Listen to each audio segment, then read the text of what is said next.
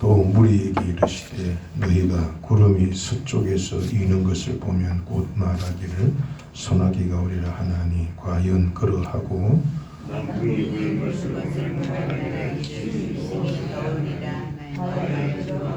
외식하는 자여 너희가 천지의 기상은 분간할 줄을 알면서 어찌 이 시대는 분간하지 못하느냐.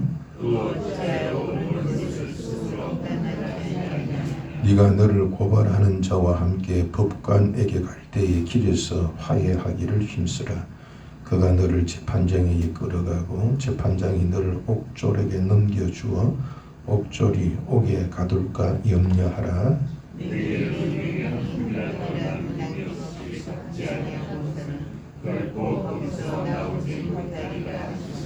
아멘. 어제도 말씀드렸던 것처럼 예수님은 하나님의 나라를 회복시키기 위해서 오셨습니다. 하나님의 나라는 하나님이 통치하시는 나라를 말합니다. 하나님이 이 세상을 창조하시고 사람을 지으심으로 인해서 이 땅이 곧 하나님의 나라가 된 것이지요. 하나님의 나라는 말 그대로 천국입니다. 낙원입니다. 그러나 마귀의 유혹에 넘어진 아담은 하나님의 통치를 거부하지요. 선악과를 먹지 말라고 이렇게 금하는 명령을 내린 것은 선과 악의 기준은, 모든 것의 기준은 하나님에게 있다라는 뜻이에요. 그 하나님께 주권이 있다는 선포입니다. 하나님 나라는 누가 통치한다고요? 하나님이 통치해요. 그리고 하나님의 나라 안에 살려면 하나님의 주권을 받아야 된다. 그런데 이제 마귀는 선악과를 먹으면 너도 하나님이 될 수 있다라고 유혹합니다. 이 말은 판단의 기준, 모든 주권을 내가 가지겠다. 네가 가지면 네가 하나님 된다 이거예요. 그러니까 하나님께 주권을 맡기지 말고 이제부터는 하나님 말고 네가 알아서 해라. 네 주권은 하나님께 주권을 맡기지 말고 네가 주권은 네가 가져라 이 뜻이죠. 그래 반역입니다. 반역. 아담이 이제 그 유혹을 받아들이지요. 자기는 이제 하나님처럼 될 수 있다고 생각한 겁니다. 그러나 오히려 마귀의 종됩니다. 왜냐하면 복종하는 자의 종이 되기 때문입니다. 그러나 아담의 후예들인 인간들은 아직도 자신이 마귀의 종이라고 생각하지 않지요. 우리 모두가 마귀에게 지배당한다고 생각합니까? 그러면서도 하나님의 통치를 거부하고 내 뜻대로 삽니다. 근데 이게 사실은 누구의 주문이죠? 마귀의 주문이죠. 마귀에게 순종하는 겁니다. 그래서 이제 나는 하나님이야. 나는 모든 것을 할 수 있어. 이렇게 이제 자신이 하나님처럼 됐다고 착각하고 삽니다. 그래서 이제 남에게 지기 싫어하죠. 남보다 더 많이 가져야 되고, 난 그럴 자격이 있다고 생각하고, 남에게 이제 이렇게 사람 아래에 있는 거 싫어하고, 하나님처럼 살려고 해요. 그것이 바로 우리 본성에 깔려 있는 교만과 탐심입니다. 이게 이제 우리의 원죄지요. 하나님이 이 세상을 창조하셨지요. 마귀는 티끌 하나도 만들 능력이 없습니다. 하나님은 이 세상을 말씀으로 창조하셨던 것처럼 말씀 한마디로 이 세상을 멸하실 수도 있습니다. 그런데도 이렇게 반역을 했는데도 불구하고 멸하지 아니하셨습니다. 왜냐하면은 하나님은 사랑이시기 때문입니다. 마치 이제 이 탕자처럼 말이죠. 하나님께서 기회를 주신 거죠. 하나님 떠나는 것이 얼마나 저주를 받는 일이며 하나님의 통치를 벗어난다는 게 얼마나 불행한 일인지, 하나님께로 돌아와서 하나님 품에 있는 하나님의 통치를 받았을 때가 얼마나 복된 것인지를 깨닫게 하시고, 그 깨달음을 가지고 몰랐을 때니까 깨달음을 가지고 첫 아담과 같은 죄를 다시 범하지 않고 스스로 그 깨달음을 가지고 영원히 하나님을 사랑하고 하나님께 영광 돌리려게 하시려고 멸망케 하는 대신에 독생자 예수님을 보내셔서 구원하시기로 작정하신 것입니다. 그러니까 예수님이 오신 목적은 바로 하나님께로 돌아오게 하기 위함이죠. 하나님의 통치를 다시 받게 하기 위함입니다. 마귀의 통치에서 벗어나서 하나님의 통치를 받게 하기 위해서 오신 겁니다. 하나님이 통치하시는 하나님의 나라는 세상 나라와 다릅니다. 우리 남한하고 북한하고 다르잖아요. 통치 방법이. 하나님의 나라는 사랑이 있습니다. 진리와 선함이 있습니다. 그리고 영생이 있고 풍요로움이 있습니다. 하나님은 넘지 못함이 없으시죠.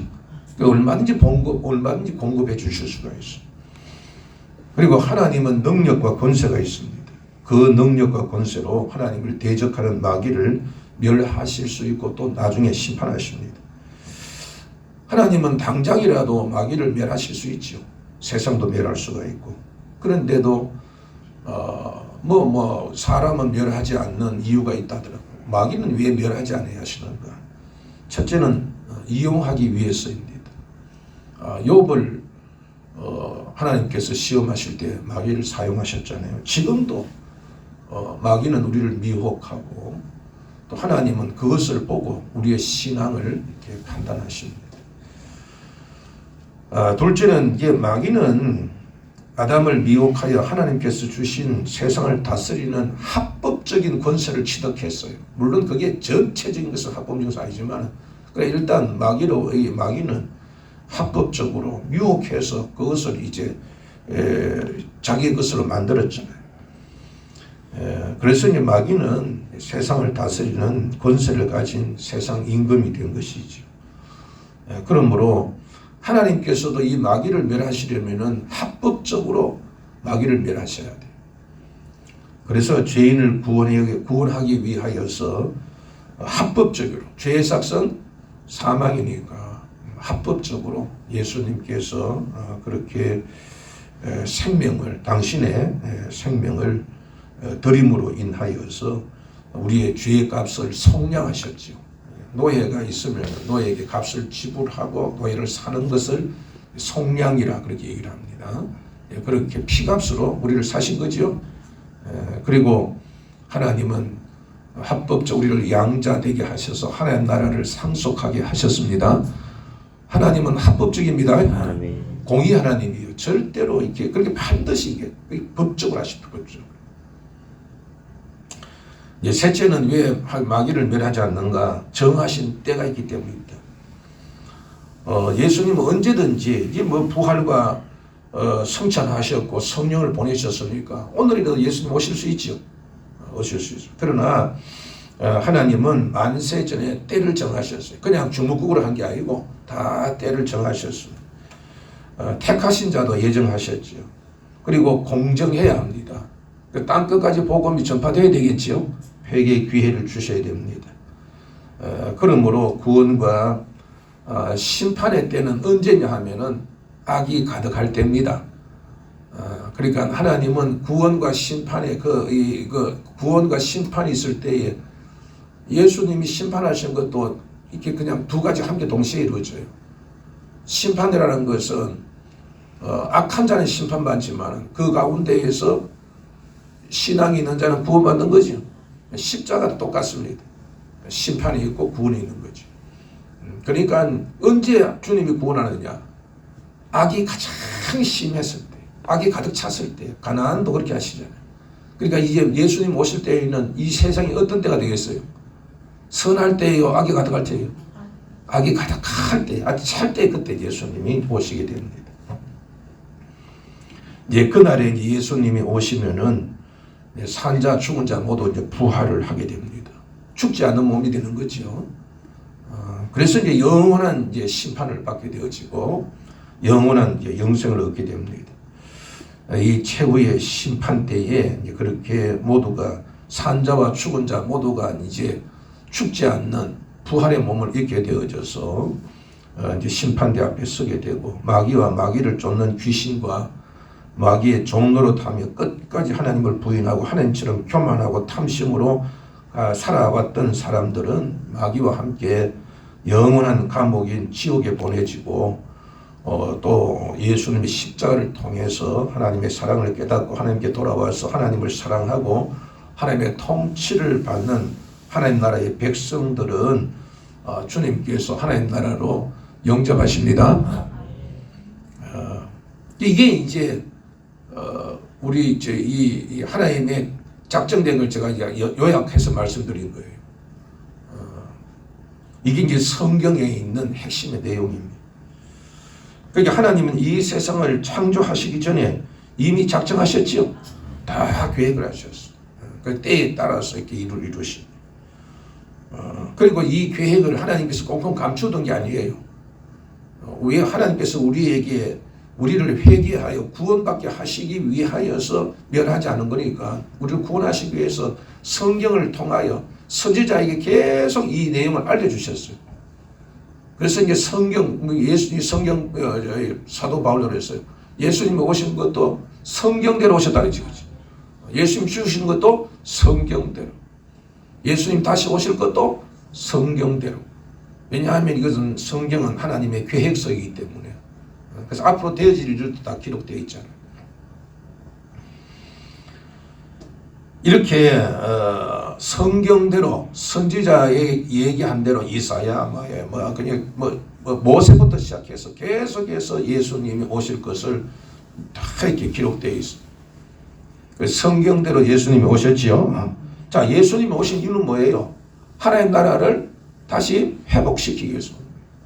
하나님 나라는 누가 통치하는 나라? 하나님이 통치하는.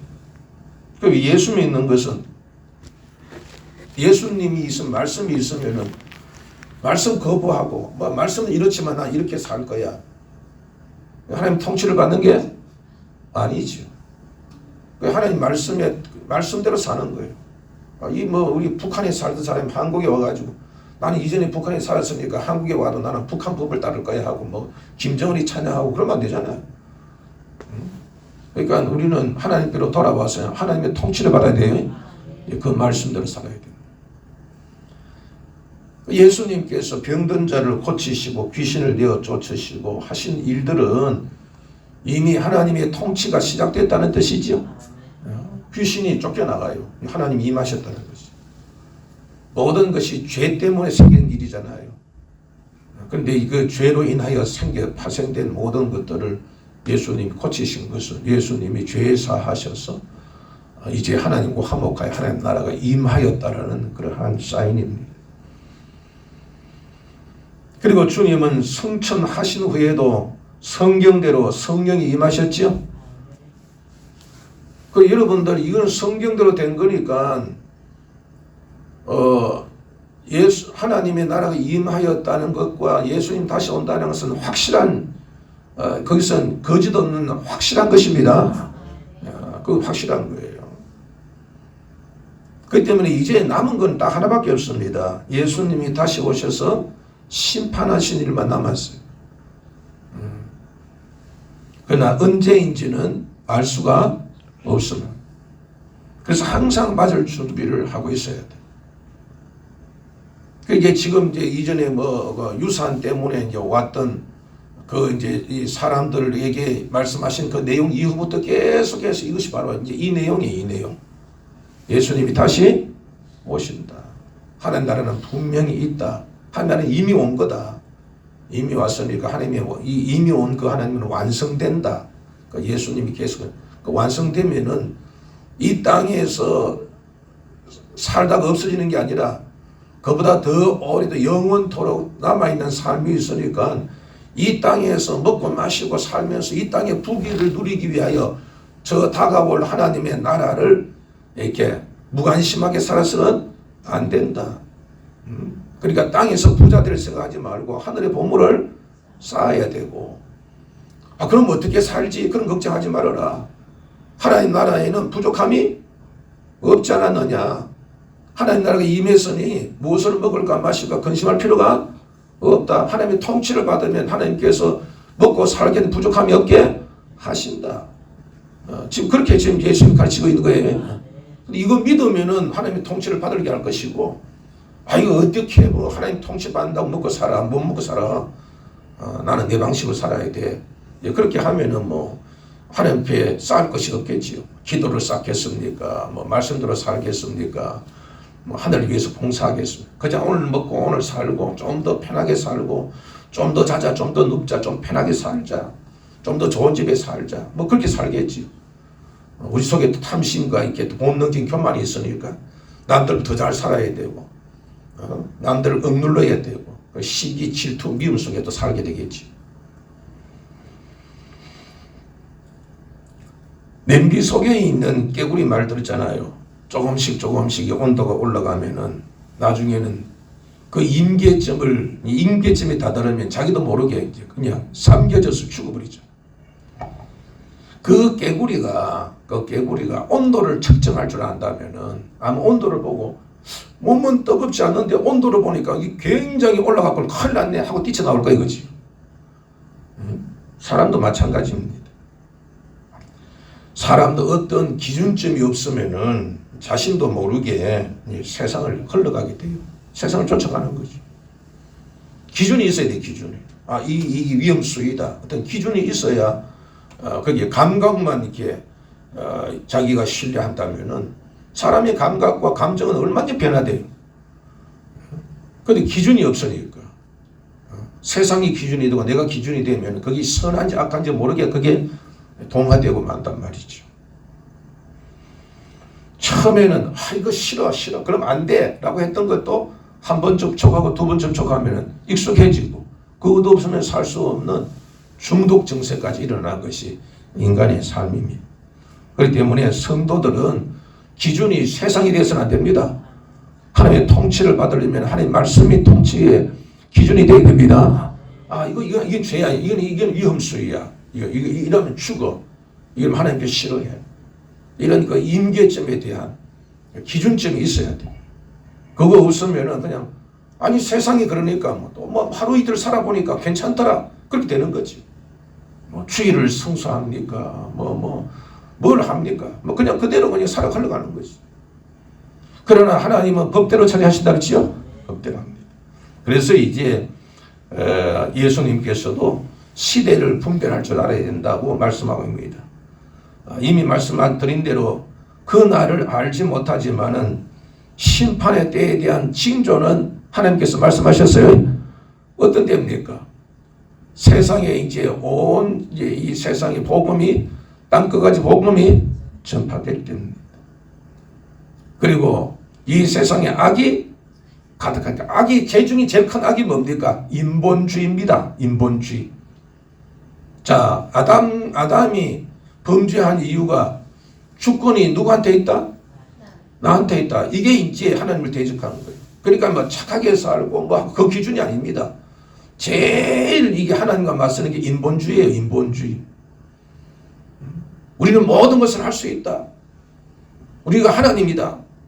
과학의 힘으로 모든 것을 할 수 있다. 내 힘으로 모든 걸 할 수 있다.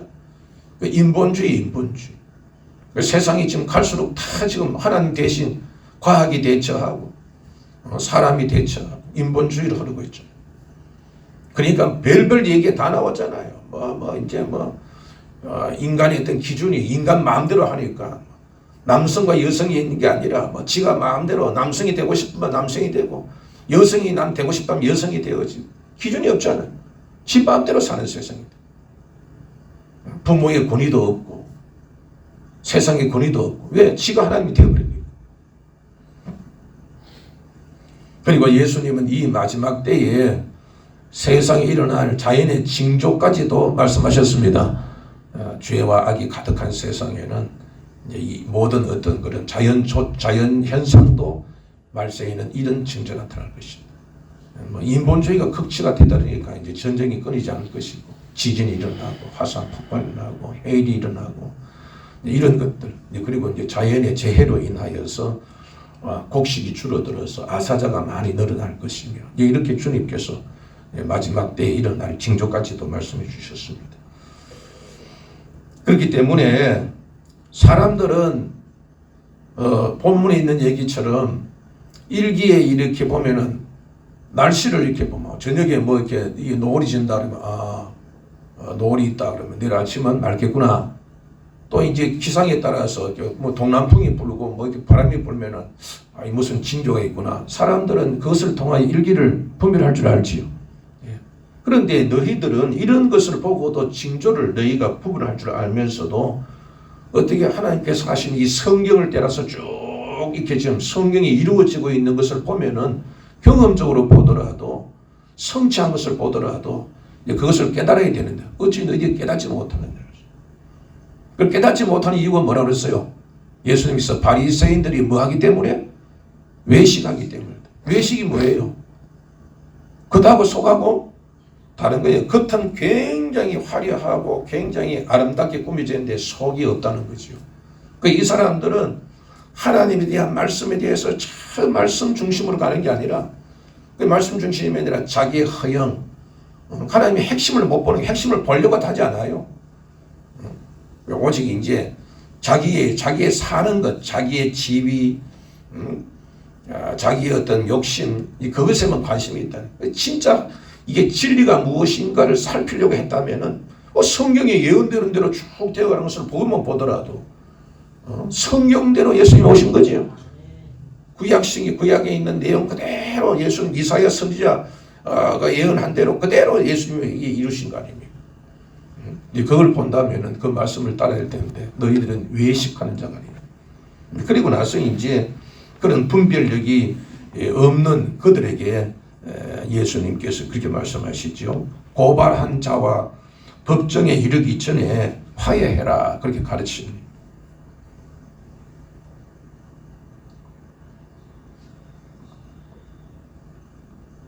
이 말씀이 내가 이제 돈을 떼먹었어요. 그래가지고 이제 이 돈 빌려준 사람이 나를 이제 고발한 거예요. 근데 법정에 가야 돼요. 그러면은 법정에 가면 꼬닥없이 옥에 갇히게 되죠. 벌을 받아야 돼. 그럼 벌을 안 받으려면 어떻게 해야 돼요? 가기 전에 먼저 합의를 봐야 되겠죠. 그 얘기를 하는 거예요. 그러니까 우리 모든 인간들은 죄인이죠. 죄값을 받기 전에 먼저 하나님 앞에 합의를 봐야 되겠죠. 그 얘기하는 거예요. 하나님 앞에 가면은 너희들이 이 땅에 사는 거 풍족하게 산다고 해가지고 그게 다 사는 줄 아냐? 그게 다 빚이야, 빚. 죄를 다른 말로 하면 부채라고 그래요. 왜냐하면 죄는 반드시 값을 치러야 되니까. 네 지은 죄값 다 가려면은 미리 합의를 봐라. 누구하고 합의를 봐야 돼? 하나님과 합의를 봐야 되지. 죄 사함 받으려면은 예수님을 믿어야 돼요, 그렇죠? 예수님 믿고 죄 사함 받고 이제부터는 그동안 내가 잘난 줄 알고 내가 하나님 노릇하면서 내가 이렇게 살면 잘 살겠지. 마치 영원히 죽지 않고 살 것처럼 교만하게 살았지만 알고 보니까 인간이 내가 살아온 것이 다 이게 허구였습니다. 잘못됐습니다. 이제 내가 내 스스로 가는 길을 버리고 우리는 나는 하나님 통치를 받겠습니다. 여러분들 이 등산가들이 산에 오를 때 지 믿고 가요? 안 그러면 일기를 보고 가요? 일기를 믿어야지 지 자신 믿으면 죽습니다. 그 높은 산에 올라갈 때 산을 두려워해야지 지 자신 믿고 가다가는 다 죽습니다. 우리는 하나님의 통치를 받아야 돼. 그래야 살아남습니다. 자기가 우리 인간이 뭡니까? 인간이 나이가 들면은 죽을 수밖에 없는 인간이 하나님 앞에 설 수밖에 없는 인간이 그건 모르고 냄비 속에 있는 깨구리처럼 그렇게 천지분간 못하고 살다가 그렇게 심판 나옵니다. 그래서 예수님께서 미리 합의를 봐라. 하나님 앞에 서기 전에 합의를 봐라. 하나님 앞에 서기 전에 하나님의 통치를 받고 땅에서 먹고 마시고 천년만년 살 것처럼 생각하지 말아라. 그다 허구다. 사라지고 없어지는 것이고 네 욕심 채우는 거니까 욕심 채우지 말고 하늘에 보물을 쌓아라. 그렇게 주님 말씀하신 겁니다. 여러분들 이 말씀은요 예수님이 하신 말씀이에요. 그냥 듣고 흘려야 될 말씀이 아닙니다. 예수님이 십자가에 죽으시기까지 하시면서 남기신 말씀이에요. 우리 인생의 영생에 대한 문제예요. 예수님이 오셔가지고 그냥 신자들 끌어몰아가지고 부흥회처럼 해가지고 막 세계를 다니면서 높아지기 위해서 그렇게 말씀하신 거 아닙니다. 한 생명이라도 구원하시기 위해서 오십니다. 우리가 이제 10년 전만 우리가 뒤돌아봐도 지금 이 세상이 얼마나 변화됐는지 우리가 알 수 있잖아요. 근데 하루하루 사는 사람은 자기가 변화되는 것을 알아요, 몰라요? 모르고 살아요. 깨구리처럼.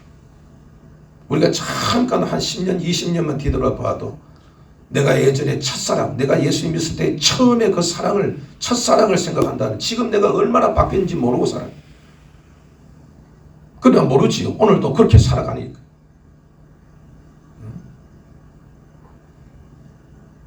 대부분의 성도들이 시대의 흐름을 쫓아갑니다. 세상의 변화를 쫓아갑니다.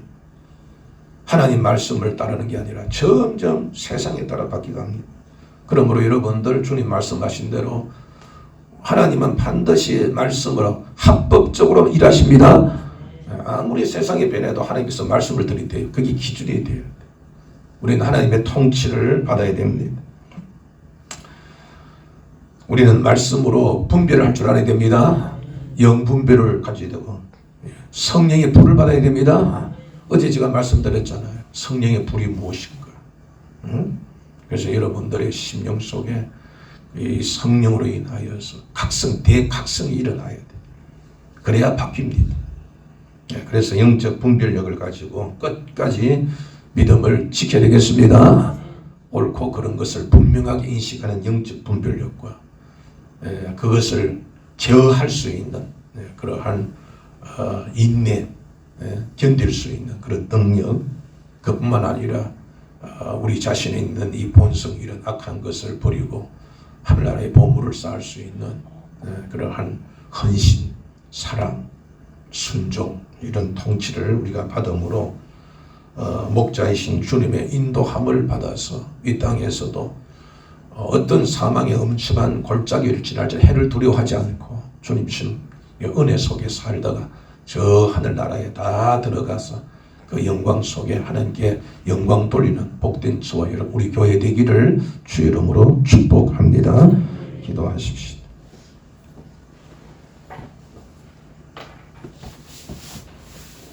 하나님 아버지, 말씀을 깨닫게 해주셔서 변해져만 가고 있는 이 세상을 분별할 수 있는 은혜를 주시옵소서. 성령님이 우리에게 불과 같은 은혜를 내려주셔서 변함없는 담대한 믿음과 복음의 능력이 우리에게 나타나게 하여 주시옵소서. 어두움과 맞설 수 있는 빛이 되게 하여 주옵소서. 참 생명의 기쁨을 맛보게 하는 소금이 되게 하여 주시옵소서. 우리들의 간구함을 들어서 어두운 전국에서 벗어나 투명한 나라, 공의로운 나라가 되는 은혜를 베풀어 주시옵소서. 하나님의 나라가 이미 임하였사오니 주님께서 친히 당신의 백성을 보살피사 병든 자를 고쳐주시고 빈곤한 삶을 부하게 하시며 두려움과 근심을 던져주는 더러운 귀신들을 내어 쫓으시고 평안과 자유를 주시옵소서. 김정호 오영세 선영수 이경윤 이정미 집사의 암을 소멸시켜 주시고 명리길 집사님의 시력을 회복시켜 주옵시고 고성민 장로님 남기혁 집사님과 최재희 권은영 자매와 몸이 불편한 성도들을 모두 치료하사 깨끗하게 하여 주시고 강건케 하여 주옵소서. 예배당 건축을 위해 수고하는 송하우 집사에게 믿음과 지혜와 건강을 주시고 수고하며 기도하며 예물을 드리는 종의 복을 주시며 그 소원대로 설계 인허가 시공 준공 보상 이전까지 순탄하게 진행되게 하시며 주의 전을 통해 큰 부흥이 있게 하여 주옵소서.